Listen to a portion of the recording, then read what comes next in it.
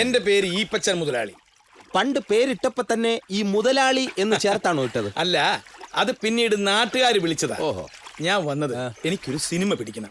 അതിന് അശോകരാജിന്റെ കുറച്ച് ഷീറ്റ് വേണമല്ലോ. എന്ത്, റബ്ബർ ഷീറ്റോ? ഇവിടുത്തുകാർക്ക് കാര്യമായിട്ട് എന്തൊക്കെയോ കുഴപ്പങ്ങളുണ്ടല്ലോ.